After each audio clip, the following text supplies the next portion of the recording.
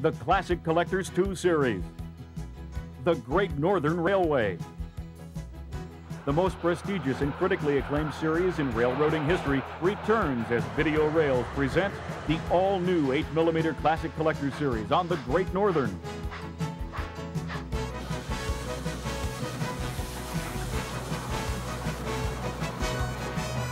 This incredible collection, which is comprised of footage spanning over 30 years, has been photographed by Anthony DeRosa, who worked for the Great Northern Railway.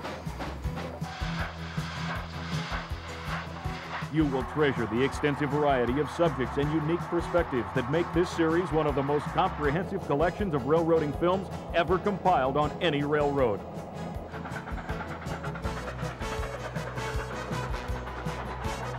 Climb aboard as Video Rails takes you on a remarkable journey back in time to the legendary days of the Great Northern. Great Northern's vast rail network stretched across 7 states from the Great Lakes to the Pacific Ocean. With headquarters located in Minneapolis-St. Paul, the route extends north to Duluth and Superior and south to Sioux Falls. Climbing west to Minot, North Dakota and Great Falls, Montana, and descending to Spokane before finally reaching Seattle, Washington, the West Coast gateway to the Orient.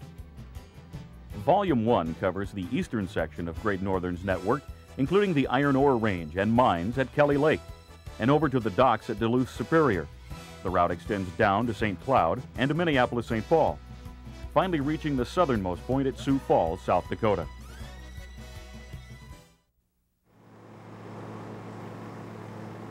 The Mesabi Range.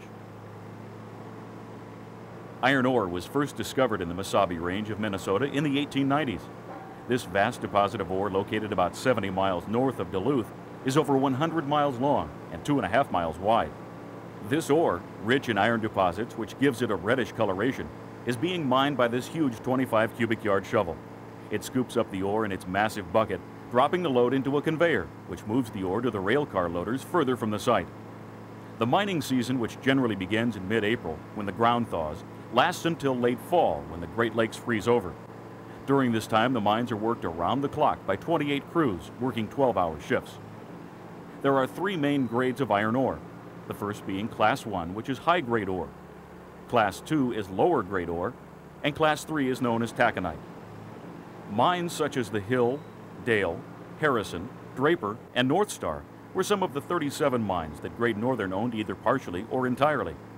The largest was the Mahoning mine outside of Hibbing, Minnesota. This mine produced 125 million tons of iron ore before it was closed in the 1960s. This represents 3.7% of the total production of all Lake Superior iron ore mines. Combined with the Hull Rust Mine, which occupies the same open pit, makes this the largest open pit mine in the world.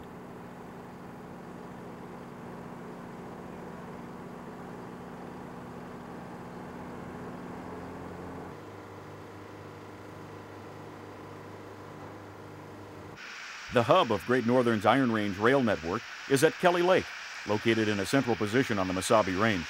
Kelly Lake has a roundhouse, car repair shops, and a chief dispatcher that handles the ore operations for the area. Mine operations are handled by the C-Class 080s, and in many cases the mines had operated their own 080s. At one time, all 9 Great Northern Class 03s had Iron Range assignments.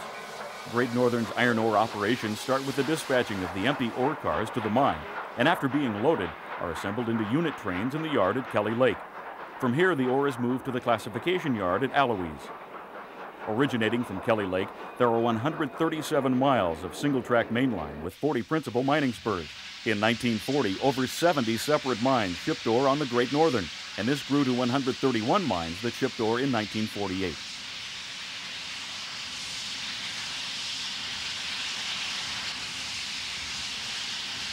Specifically rebuilt as N3s in 1940 for Iron Range service, the massive Great Northern's 2880s were equipped with roller-bearing drivers and new boilers.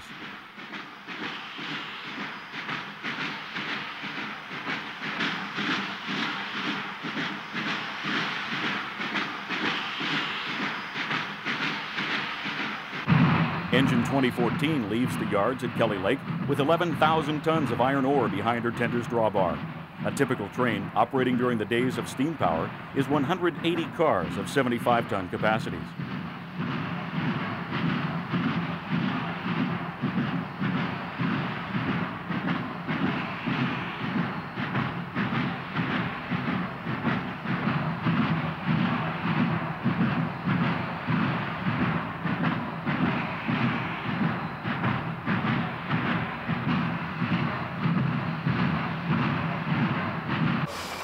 In 1949, engine 1977 is still operating in the yards at Kelly Lake as an M2 Class 2680. 3202 is one of the 03 Class 282s and is busy shifting cars around the yard. When this film was taken, only 2 years separate her from the scrapper's torch. It is an extremely rare sight to see a 2680 in operation as 1977 moves across the yard. This engine is finally sold to the Duluth Iron and Metal Company for scrap on December 28, 1954.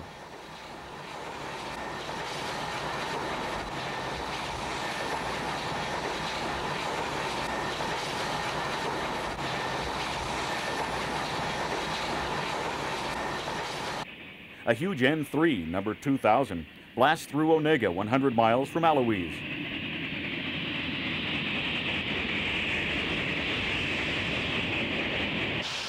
At the Swan River Depot, detector car number 3 waits in the clear for an ore train to pass.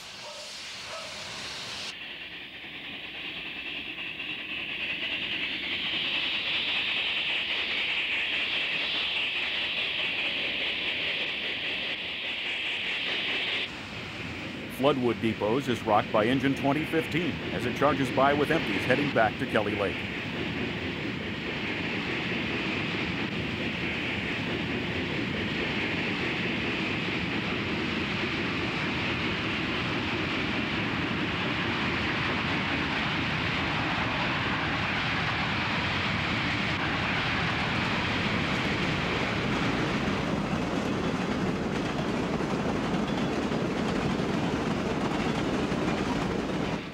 Great Northern accessed Eloise yards by 3 different routes. The central route, being the most direct, leaves the east-west main line at Swan River and is usually used to bring the empties back to the range.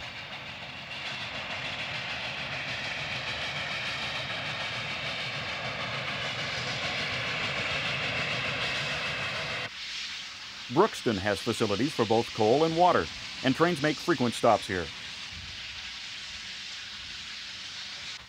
Engine 2001 arrives at Brookston and will pull under the towers to take on water.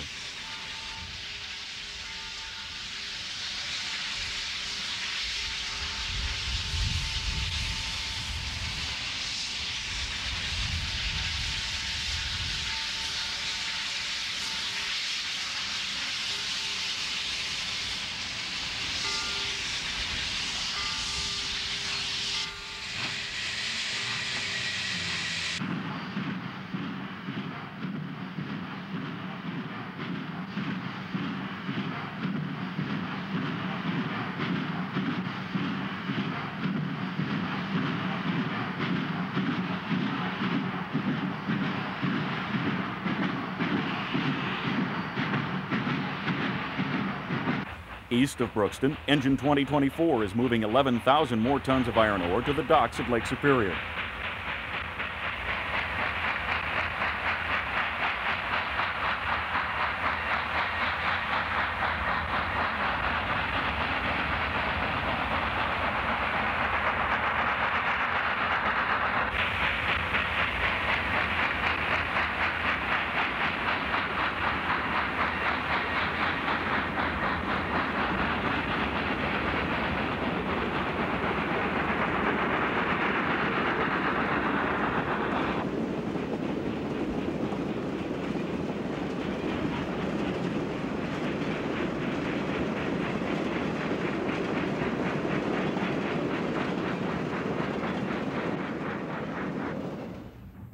The movement of ore kept the Mesabi Division the busiest and heaviest payload division of any on Great Northern's vast railroad network.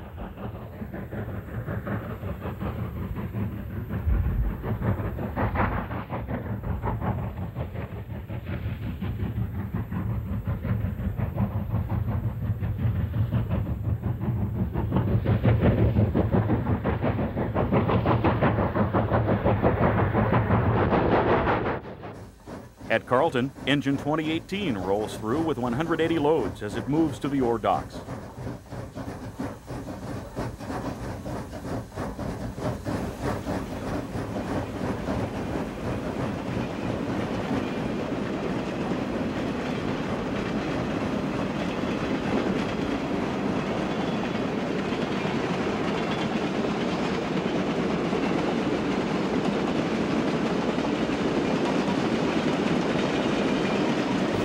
Great Northern transported almost 35% of the total Minnesota iron ore tonnage, and in a peak year, 36,800,000 tons were moved.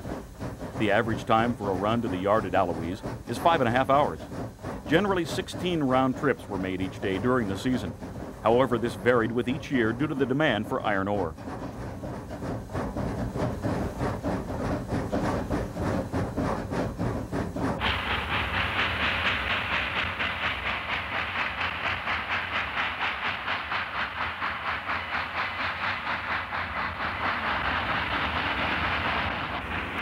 Near Dewey, Tony DeRosa found his track inspection car on the siding in an area with two main tracks, as both loaded and empty trains pass by on either side.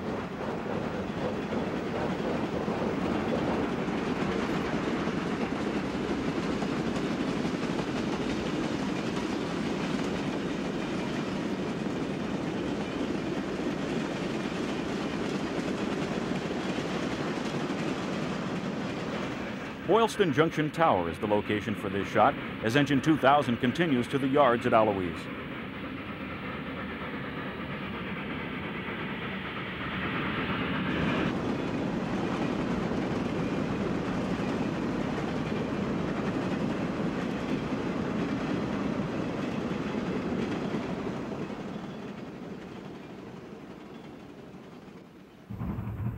Engine 2009 leads a string of empties past the tower as it returns to Kelly Lake.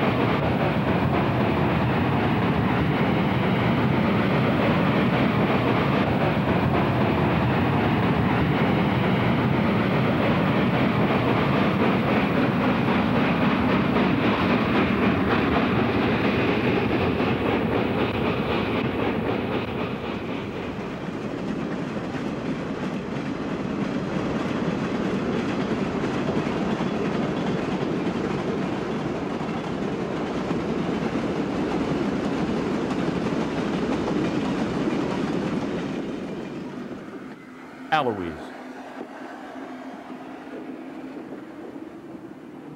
Engine 2021 heads for the roundhouse after dropping off her load of ore cars at the classification yard in Eloise.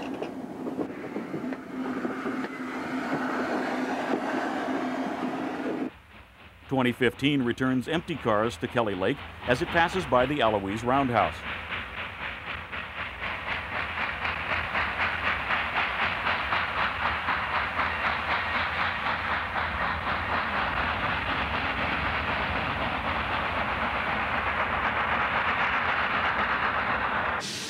The yard, engine servicing facility, and docks at Eloise Bay were built specifically for iron ore operation. Eloise is the world's largest ore loading facility, with more than 1 billion tons of ore passing through this area. The roundhouse primarily serviced the O-Class 282s that worked the docks. They also performed routine maintenance and servicing on the big 2880s. In this 1949 view, steam power dominates the scene. Engine 3200 and 03 Class 282 works through the yard as it shoves a cut of empty ore cars.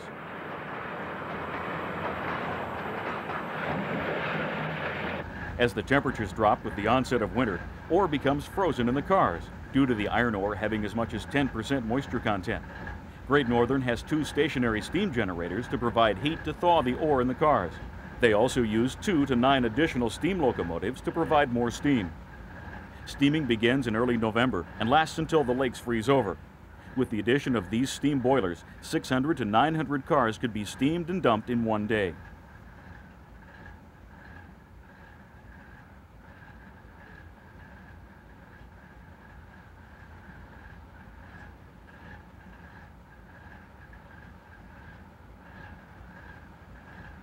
Of the 4 ore docks at Eloise, Dock 1 was the biggest with a maximum length of 2,244 feet.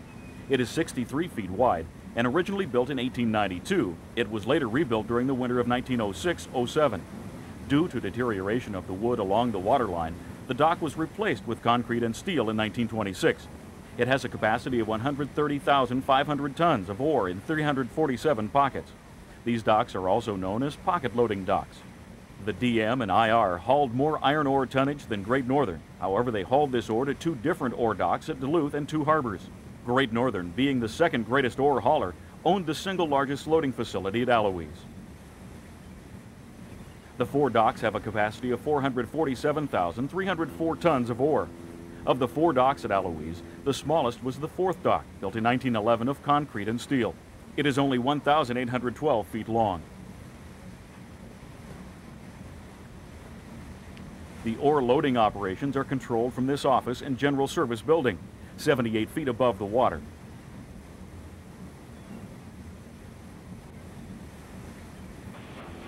Two of the 3 wood docks were rebuilt in concrete and steel. Only the number 3 dock is not rebuilt and is taken out of service in 1958. The rails are 80 feet above the waterline, and each dock has 2-track approaches with crossovers providing 4 unloading tracks on each dock. The major problem with the ore docks is the congestion of getting loaded and empty cars on and off the docks in a coordinated fashion. As many as 400 men were needed to handle ore loadings on the docks, with crews of 50 men working to dump the ore from the cuts of cars. 080s handled the ore docks, shoving 37 loaded ore ginnies up the inclined approach to the docks. It is common to see workers riding on tops of cars and engines as they guide the cars to the unloading points. In 1956, delivery of new 1,750 horsepower SD9 diesel locomotives began replacing the steam engines. The greater capacity of the diesels allowed them to shove 50 cars onto the docks.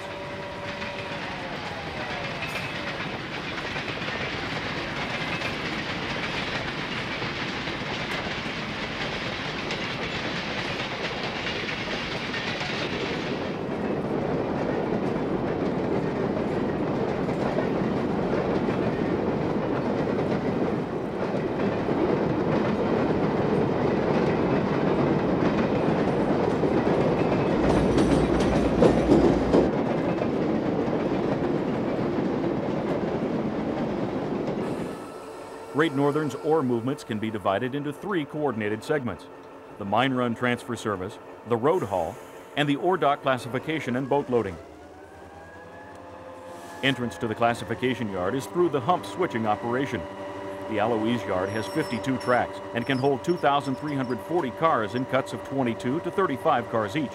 Humped cars pass over a scale where each car is weighed and pushed into the classification track according to the grade of ore each car contains. There are as many as 182 subgrades of iron ore. The Greater Eloise Yard has a total capacity of 6,315 cars, and this yard capacity lasted until the 1950s.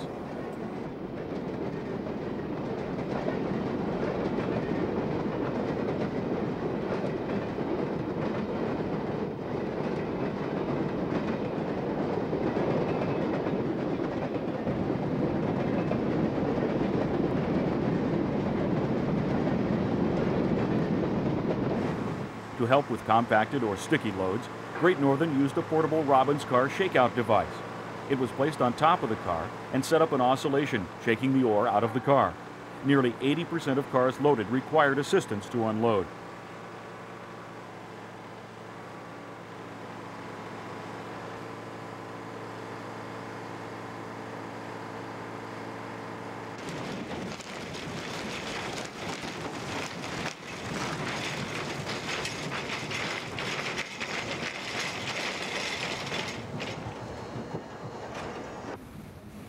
Commercial tugboats are standing by and are ready if needed to help move the ore boats to the docks. Help is usually needed during windy or stormy conditions. Ore loading operations relied on ore boats to move the iron ore to steel mills located further south along the Great Lakes.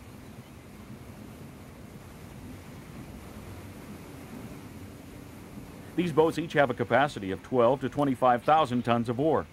A total of 306 different ore boats have worked the ore docks at Alois, moving 36 million tons of ore in 1 year.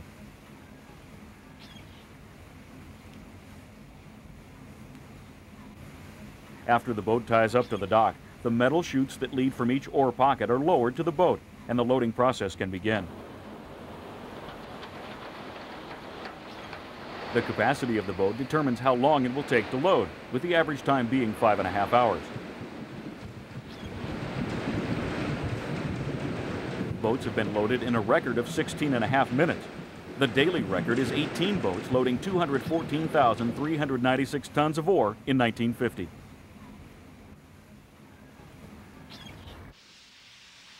Superior.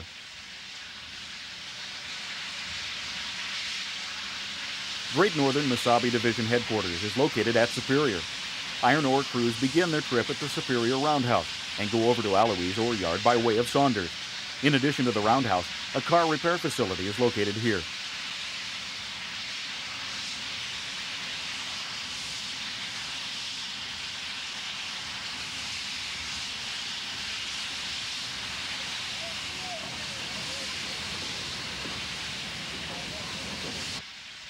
In this 1956 scene, engines 2020, 2014, and 836 are being stored on the service-ready track in case they're called upon. Diesels are arriving on the scene, and steam is beginning to find its need on the railroad declining.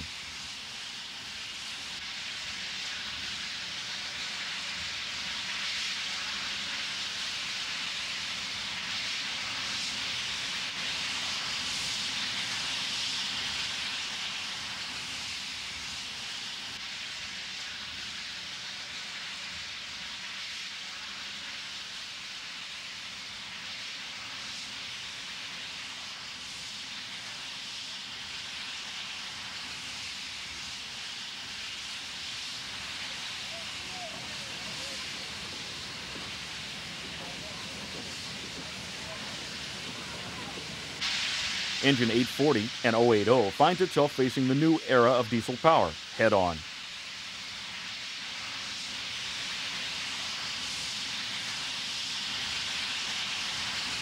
Still looking forward to several more years of active service, 840 will be retired in March 1958 and finally scrapped in 1962.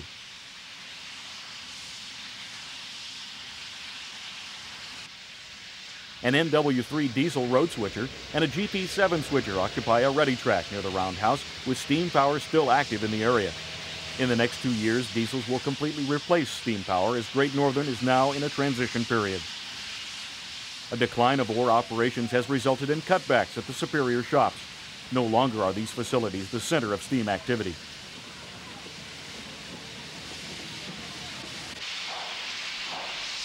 .843 slowly shifts a cut of cars through the facility to the car repair shop. It too will be retired in May of 1958 and scrapped in 1962.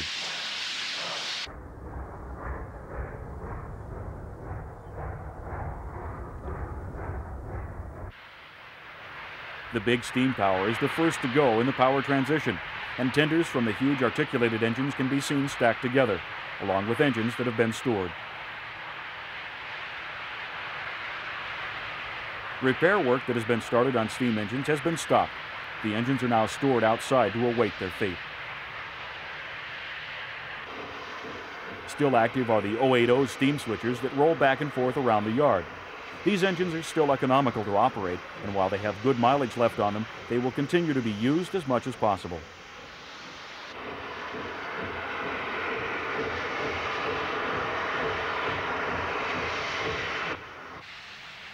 Engine 817 will begin her day by taking on water and fuel oil. Having been filled, she will begin her assignments, making cuts and providing her power where needed.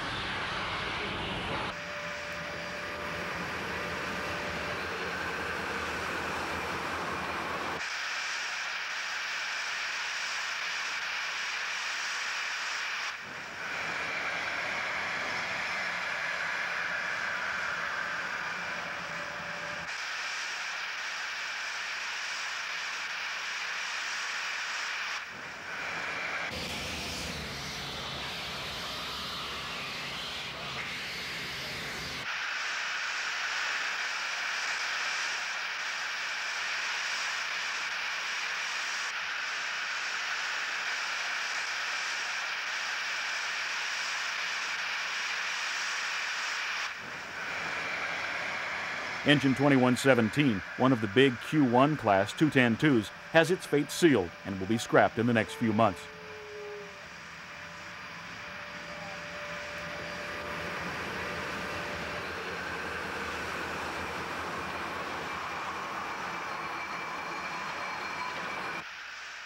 All of these engines will be scrapped by September of 1956.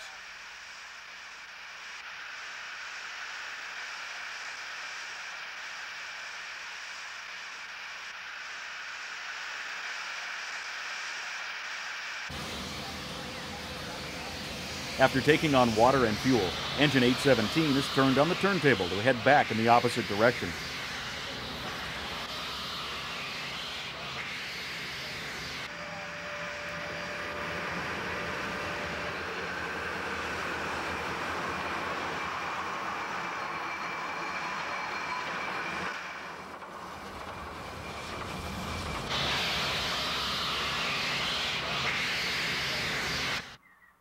Superior, Wisconsin's Union Station serves both Great Northern and Northern Pacific passenger trains.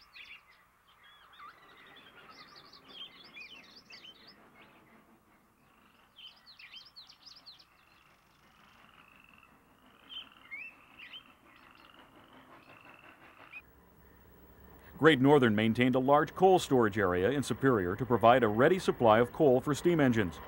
Thousands of tons of coal are stored here.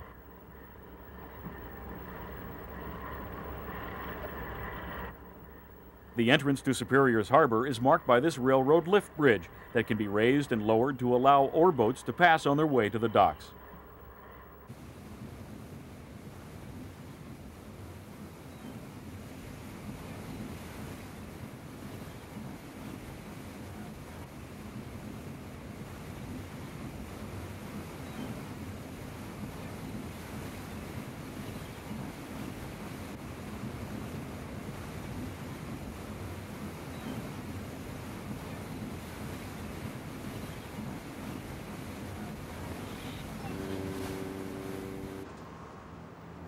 Duluth.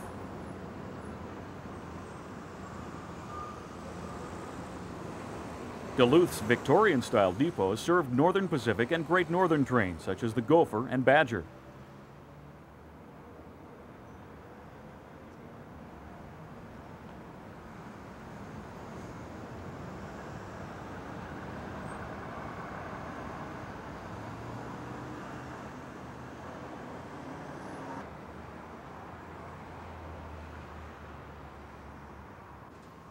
These were fast morning and afternoon trains between St. Paul, Minneapolis, and Winnipeg. Northern Pacific also had facilities here for both freight and passenger service.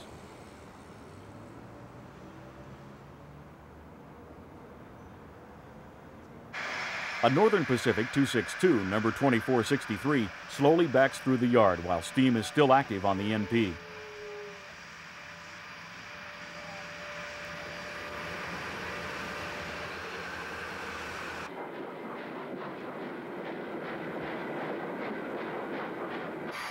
An 080, number 1179, struggles to maintain traction as it slips with a cut of cars.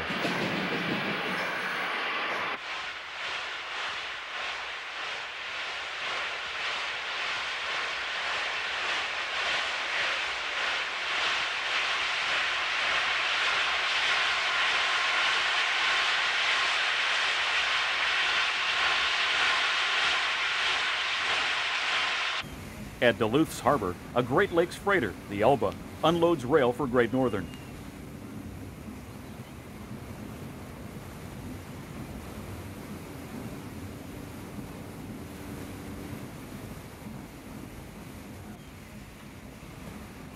The Elba has two specialized traveling gantry cranes that ride on supports alongside the holds of the ship. Since the Elba is a general cargo carrier, the cranes are necessary to help facilitate both loading and unloading of various cargoes. In this case, it is both 115 and 132-pound rail for Great Northern.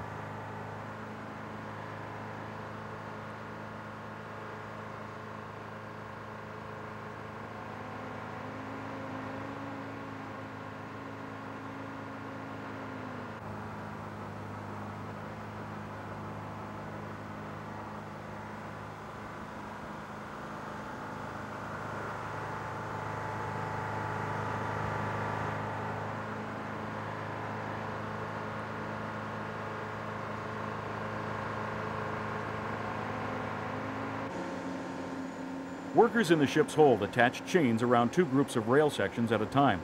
The crane can now lift them out of the ship and into waiting gondolas.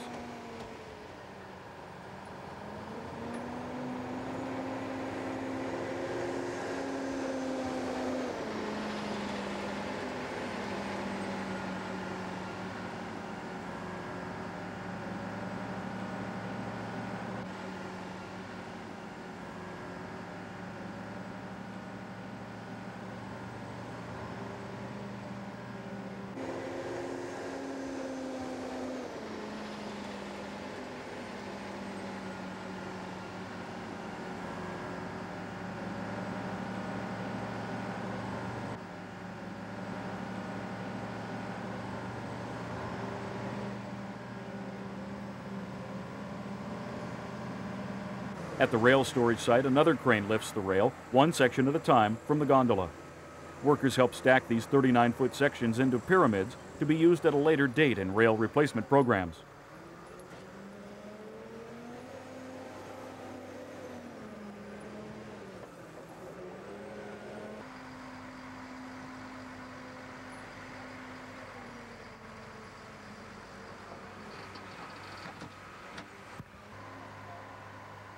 Minneapolis, St. Paul. In these rare 1946 black and white shots taken in the Minneapolis area, Tony DeRosa captures a few unique winter scenes of the Great Northern.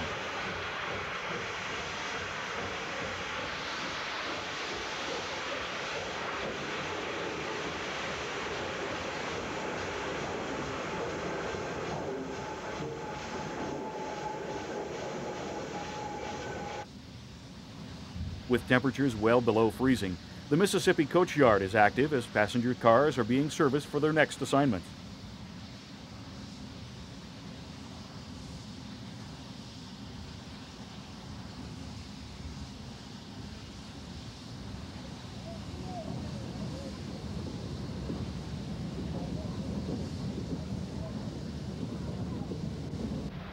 A sweeping pan reveals the Jackson street shops in the dead of winter, as Great Northern keeps their operations going all year round.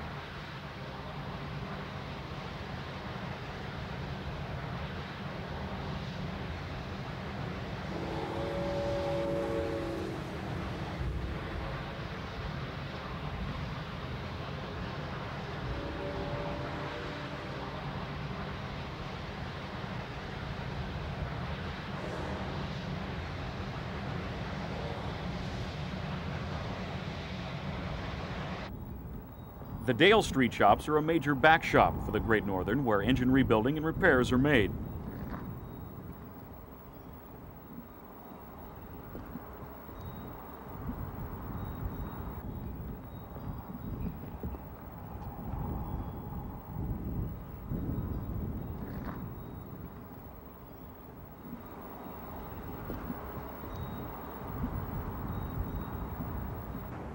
The Minneapolis depot not only served Great Northern, but Northern Pacific and the Chicago, Burlington, and Quincy.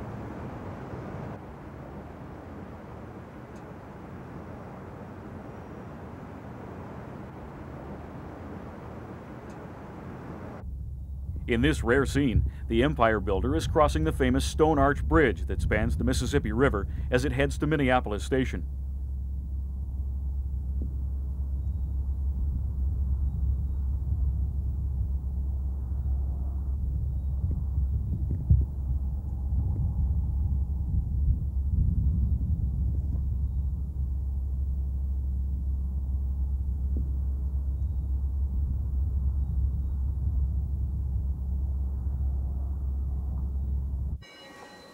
Leaving the Minneapolis depot, engine 1423 heads out with the Mound train, a local.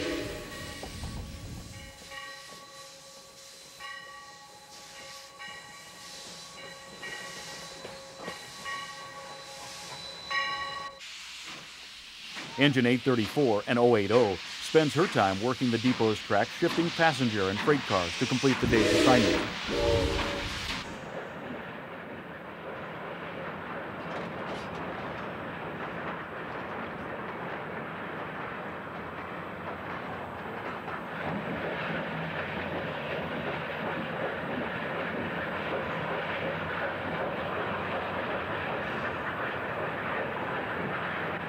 The C and NW is still known as the Omaha Railway in these parts.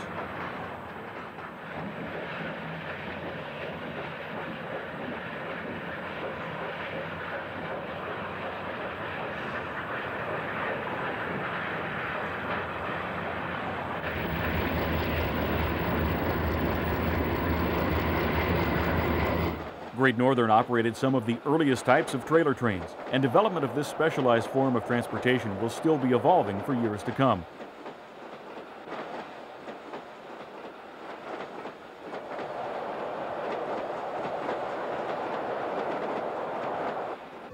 Engine 3399 is an 08 Class 282 that has been rebuilt in the Superior shops in December 1946. Originally, this engine was a 2680 numbered 1979 that had been rebuilt into an 07 in 1931.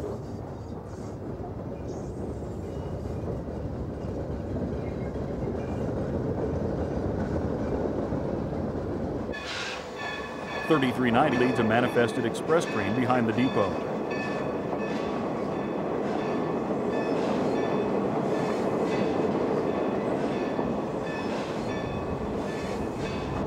Engine 2515 is a P2 Class 482 and is following closely behind 3390.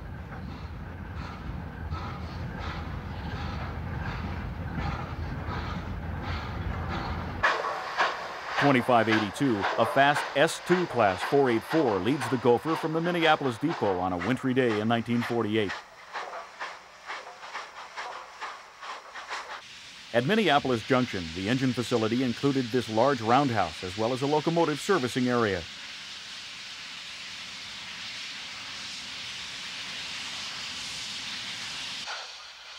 Another P2 is in freight service. Engine 2521 steams past the camera in bad need of a washing. These graceful locomotives were once the pride of passenger service on the Great Northern. This engine is soon to be retired in December 1957.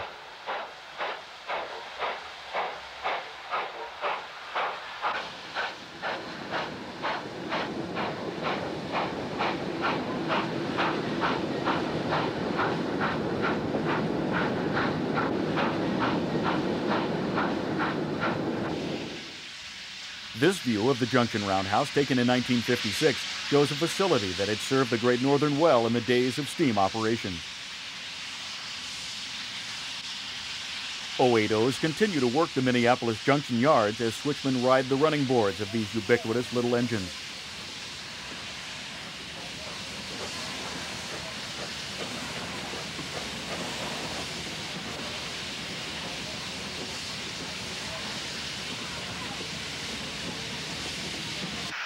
Some activity is still present at the roundhouse, as engine 3390 backs from her stall and onto the turntable. After being turned, she will pull under the waterspout to fill her tender.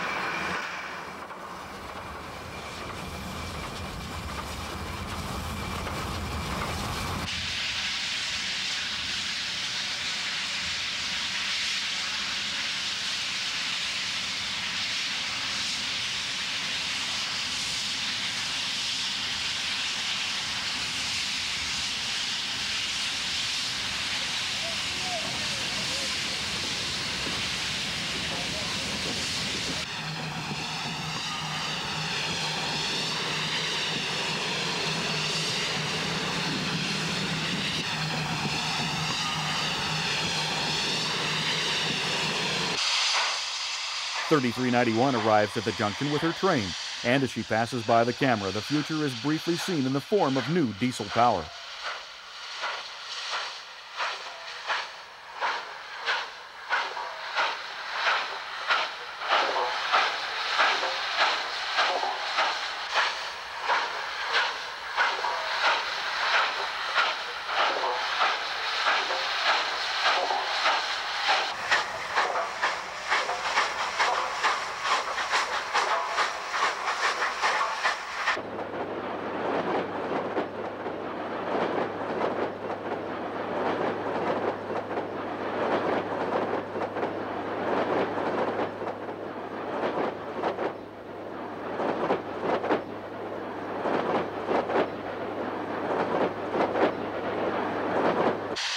After arriving in the yards, 3391 uncouples from the train and picks up her caboose as she backs to the roundhouse.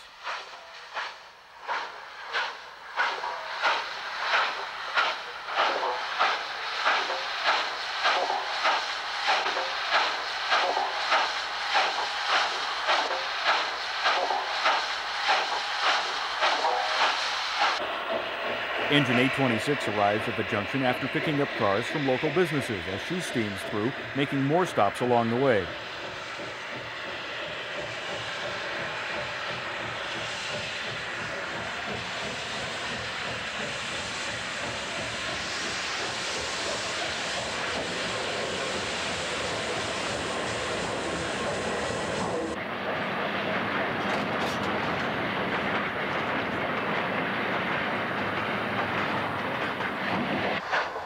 .3390, having been watered and fueled, picks up her train and steams out of town as she passes behind the roundhouse.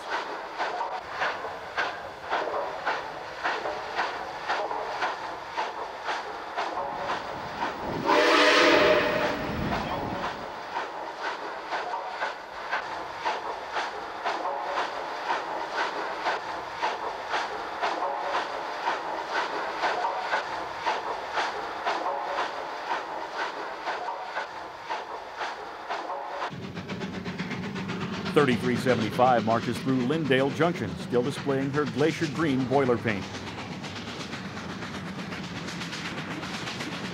St. Cloud's Roundhouse is seen from Tony DeRosa's track detector car. This facility once housed the car shops that built freight cars and cabooses for Great Northern.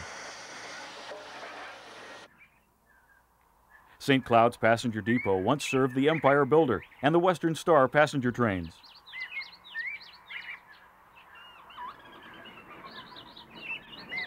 Engine 1380 gets a helping push from one of the new Great Northern diesel switchers as it is backed out of the area. A short time later, engine 1357 also gets a pull from switcher 105. The days of steam are now numbered on the Great Northern.